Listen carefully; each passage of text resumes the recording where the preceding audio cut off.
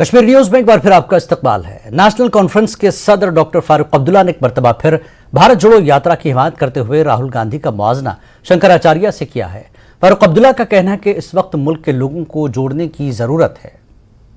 मैं समझता हूँ ये एक बहुत बड़ा कदम राहुल ने उठाया है। मैं इसको और इसकी बहन को मुबारक करता हूँ कि आज तक किसी ने यात्रा नहीं की है, सिर्फ शंकराचार्य जी ने कन्याकुमारी से कश्मीर तक पहुँचे। ये दूसरा शख्स है जो कन्याकुमारी से कश्मीर तक आ रहा है मुल्क को जोड़ने के लिए, मुल्क में जो नफ़रतें पैदा हो रही हैं उनको ख़त्म करने के लिए, कि वो नफ़रतें ख़त्म हों और हम लोग एकजुट होकर इस वतन को बना सकें। इसलिए हम भी इनके साथ जुड़ रहे हैं इस वतन को एक जोड़ने के लिए। लेकिन बीजेपी का कहना है कि भारत जोड़ो यात्रा नहीं है, भारत तोड़ो यात्रा है। देखिए, हर एक अपनी अपनी पार्टी की बात करेगा, मैं उन पर कुछ नहीं कहूँगा। उनसे सिर्फ ये कहूँगा कि उससे डरिए जो हम सबका मालिक है।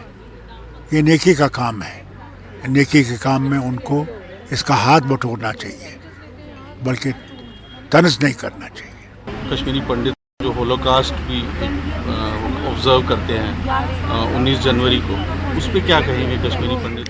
देखिए, ये एक बहुत बड़ा सदमा है हम सबको कि उनको घर छोड़ना पड़ा, और आज 30 साल के बाद भी, 32 साल के बाद भी वो घर नहीं आ सकते। ये हम सब के लिए एक चुनौती है।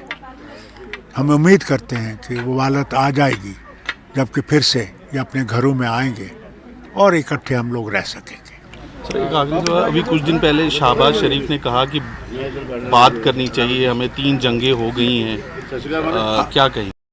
मैं भी कहूँगा, मैं हर वक्त यही कहता हूँ कि बातचीत के बगैर कुछ नहीं होगा। खुद प्रधानमंत्री ने कहा है, मोदी जी ने, कि जंग का ज़माना गया, अब बातचीत का ज़माना है, डिप्लोमेसी का ज़माना है, मित्रता का ज़माना है। मैं उम्मीद करूँगा कि वो इस बात पे आगे चलेंगे और इस बात को आगे चलाएंगे और इस दोस्ती को आगे कायम करेंगे, तभी यहाँ पे ये टेररिज्म ख़त्म होगा।